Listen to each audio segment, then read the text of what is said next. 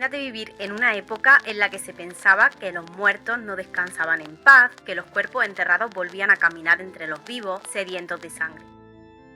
Las leyendas de estos seres oscuros acechaban los rincones de Europa del Este mucho antes de que Drácula tomara forma en la mente de Bram Stoker, porque por entonces ya había alguien que documentaba cada terrorífico detalle, un monje benedictino que estaba obsesionado con los informes de vampiros reales y que desenterró los secretos más macabros. ¿Quieres descubrir las cosas que descubrió entre las tumbas? Pues quédate con nosotros. Pero antes de empezar, yo soy Rose Bennett y todas las semanas tenemos vídeos nuevos sobre curiosidades del cine, de la historia y de la cultura en general. Así que si hay algo que te gusta, te invito a que te suscribas para que no te pierdas nada. Ahora sí, empezamos. En el 1746 se publicó una obra única y fascinante. Se llamaba Disertaciones sobre las apariciones de ángeles, demonios, fantasmas y sobre vampiros de Hungría, Bohemia, Moravia y Silesia. Sí, todo ese era el título. Y estaba escrita por el monje benedictino Dom Agustín Calmet. Este libro se ha convertido en un recurso de un alto valor sobre los vampiros y los fenómenos sobrenaturales. Calmet se dedicó a recopilar y a examinar con gran detalle numerosos informes sobre ataques de vampiros que surgían en Europa del Este a finales del siglo XVII y a principios del siglo XVIII. Estos relatos no solo causaban temor en las comunidades rurales, sino que también generaron un amplio debate académico. Filósofos, teólogos y médicos intentaban entender la desconexión entre estos extraños detalles de los informes y las fuentes de las que venían, que en algunos casos parecían bastante confiables. Para entender la importancia de la obra de Calmet, creo que es clave situarla en el contexto histórico y cultural. En el siglo XVIII, Europa vivía la Ilustración, una era que estaba marcada por el auge del racionalismo y el escepticismo hacia lo sobrenatural. Sin embargo, había algunas regiones, especialmente en zonas rurales de Europa del Este, en las que las creencias en vampiros y en otros seres sobrenaturales seguían siendo muy fuertes. La Ilustración promovía el pensamiento crítico y el cuestionamiento de las viejas creencias, pero la transición hacia una mentalidad más científica y racional no fue uniforme en todas las áreas de Europa. En un mundo donde la medicina aún estaba prácticamente en pañales y los conocimientos científicos eran bastante limitados, las explicaciones sobrenaturales seguían siendo bastante comunes. Las epidemias, como la peste, contribuyeron a este fenómeno. Hay lugares como Transilvania, Moravia o Hungría donde la peste y otras enfermedades devastadoras desencadenaban muertes repentinas que las personas no podían explicar con la medicina de la época. Estas muertes, que se consideraban misteriosas, a menudo eran interpretadas como resultado de intervenciones sobrenaturales, como por ejemplo los ataques de vampiros. La falta de una comprensión adecuada de los procesos de descomposición también jugaba un papel crucial en todo esto. En el siglo XVIII, el conocimiento sobre la descomposición de los cadáveres era muy rudimentario. Los síntomas de la descomposición, por ejemplo, como la hinchazón o la aparición de sangre en la boca, eran vistos como señales de vampirismo. Las comunidades rurales, que vivían bajo una fuerte influencia del folclore local y de las tradiciones, se aferraban a estas explicaciones para entender fenómenos que de otro modo les resultaban inexplicables. Calmet, que era consciente de la tensión entre la razón ilustrada y las creencias populares, trató entonces este tema con una mezcla de escepticismo y apertura intelectual. En el prefacio de su obra reconoció que el estudio de lo sobrenatural podía generar crítica, especialmente entre los más escépticos de su tiempo. Sin embargo, Calmet insistió en que los testimonios de los testigos eran demasiado detallados y consistentes como para ser descartados como simples ilusiones. En su obra también abordó la falta de pruebas científicas rigurosas y cómo las creencias populares influían en la interpretación de estos fenómenos. Calmet también tuvo que enfrentarse a la crítica de sus contemporáneos más racionales, los cuales veían el estudio de lo sobrenatural como una desviación de la verdadera ciencia. A pesar de todas las críticas, su trabajo se mantuvo relevante porque proporcionaba un análisis sistemático de los relatos y además ayudaba a dar forma al debate académico sobre lo sobrenatural. En su obra, Calmet documentó numerosos relatos de personas que afirmaban haber visto a los muertos volver a la tierra, hablar, caminar atacar aldeas, dañar a personas y animales, chupar la sangre de sus parientes, destruir su salud y finalmente incluso causar su muerte. Estos seres, comúnmente llamados vampiros, eran descritos con gran detalle en estos informes. Uno de los casos más famosos que recopiló fue el del cirujano Johann Flukinger, quien investigó la historia de Arnold Paole, un soldado serbio que tras su muerte supuestamente se había convertido en un vampiro. Según el informe, Paole había sido atacado por un vampiro y había tratado de protegerse comiendo tierra de la tumba del vampiro y untándose con su sangre, siguiendo las tradiciones locales. La creencia en estas prácticas como métodos de protección contra los vampiros eran muy comunes en la región y se basaban en antiguos rituales y supersticiones. Después de la muerte de Paole en un accidente, los aldeanos empezaron a reportar avistamientos de Paole, quien supuestamente había regresado como vampiro. La descripción de estos encuentros variaba, pero todos coincidían en que Paole había mostrado signos de estar relacionado con el mal. Al desenterrar el cuerpo de Paole, los aldeanos pudieron encontrar que estaba totalmente intacto y que tenía las uñas y el cabello aparentemente más crecido. Este hallazgo, por supuesto, que fue interpretado como una prueba de que Paole era un vampiro. Los aldeanos, en su desesperación, le clavaron una estaca en el corazón y el cuerpo supuestamente emitió un gemido y sangró profusamente, lo que, por supuesto, confirmaba sus temores.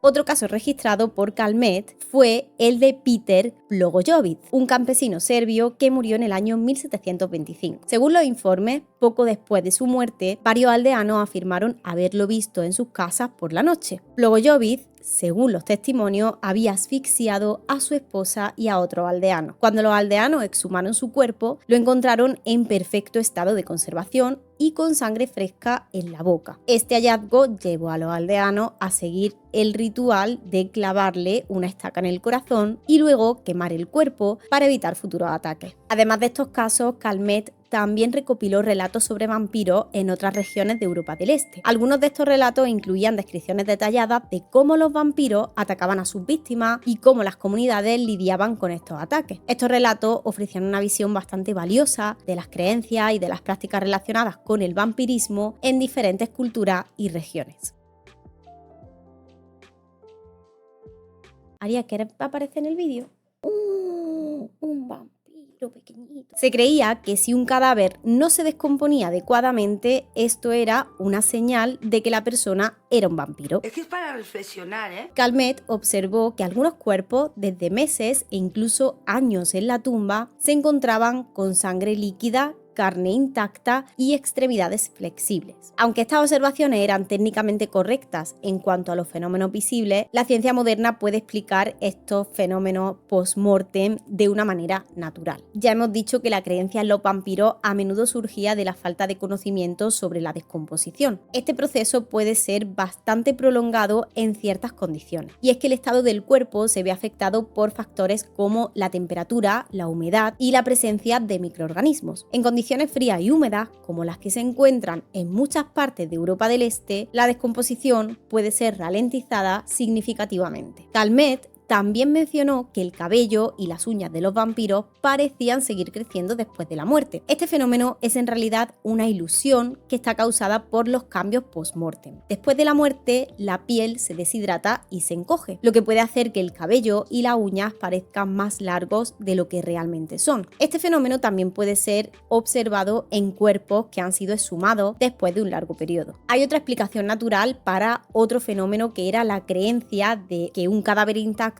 era una prueba de vampirismo, y es que esto se puede explicar a través de la saponificación. Este proceso químico ocurre cuando un cuerpo se entierra en un ambiente frío y húmedo. Los ácidos grasos del cuerpo se convierten en una sustancia cerosa que recubre el cadáver y que retrasa su descomposición. Esto puede hacer que el cuerpo conserve cierta flexibilidad y apariencia intacta, lo que en la época de Calmet se interpretaba como una señal de vampirismo. Las manchas de sangre en los cuerpos exhumados también eran vistas como una señal de ser un vampiro. La ciencia médica explica que en condiciones frías la sangre puede mantenerse líquida durante varios días. Además, los movimientos del cadáver durante su exhumación o su traslado podrían hacer que la sangre residual se escapara, por ejemplo, por la nariz o la boca, lo que en la época era una señal más de vampirismo. Otro aspecto fascinante que aparecía en estos informes era el supuesto grito que los vampiros emitían cuando se les clavaba una estaca en el corazón. Calmet documentó estos fenómenos con gran detalle, describiendo cómo el sonido que se producía durante la exhumación se interpretaba como una señal más de que un cadáver era uno de estos seres. Según los informes, este grito se oía especialmente durante las exhumaciones nocturnas, cuando la atmósfera estaba cargada de tensión y de miedo. Desde una perspectiva científica, este fenómeno se puede explicar por la presencia de aire atrapado en los pulmones o en las cavidades del cuerpo. Al clavar una estaca en el corazón, se podría liberar aire comprimido, que al pasar por las cuerdas vocales produce un sonido que, en un contexto de miedo y de superstición, podría ser interpretado como un grito. Esta interpretación está también influenciada por la psicología del miedo, donde cualquier sonido inusual durante una exhumación se amplificaba en la mente de los testigos y fortalecía sus creencias sobre lo sobrenatural. La psicología del miedo y la sugestión desempeñaron un papel crucial en la perpetuación de las creencias de los vampiros. En comunidades rurales donde el conocimiento científico era limitado y las explicaciones sobrenaturales eran muy comunes, cualquier evento extraño podía ser interpretado como un signo de actividad vampírica. El miedo colectivo y la expectativa de lo sobrenatural influían en la percepción de estos fenómenos, creando una retroalimentación en la que los informes sobre vampiros se volvían más detallados y más escalofriantes con cada relato. A pesar de todas las críticas, especialmente de pensadores como Jean-Jacques Rousseau, la obra de Calmet tuvo un gran impacto. Rousseau, con ironía,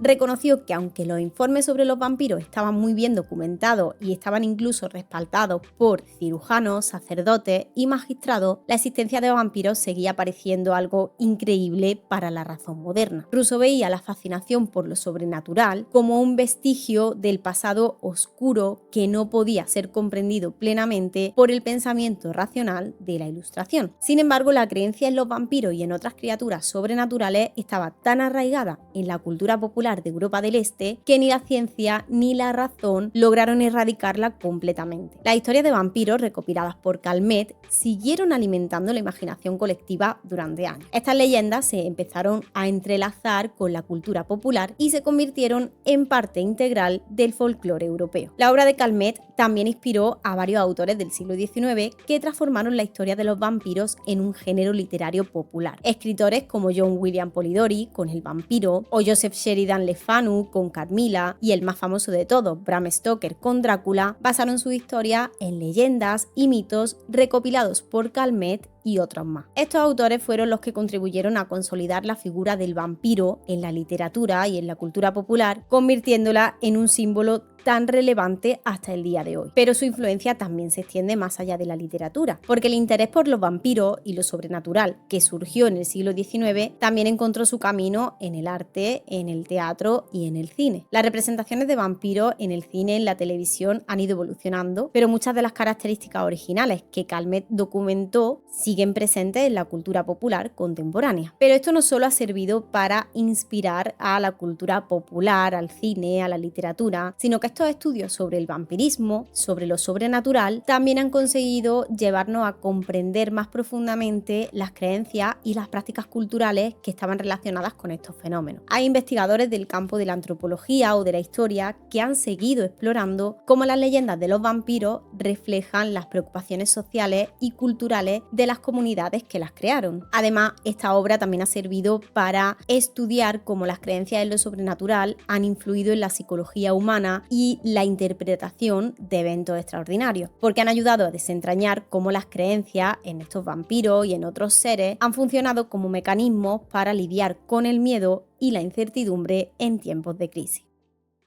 Pues hasta aquí llegamos con el vídeo de hoy. Espero que os haya resultado muy interesante y me gustaría que me dejarais en los comentarios qué habéis aprendido nuevo sobre todo esto. Si no sabéis qué comentar, déjame este emoticono y yo te responderé tan rápido como pueda. Sin nada más que decir, nos vemos en la próxima.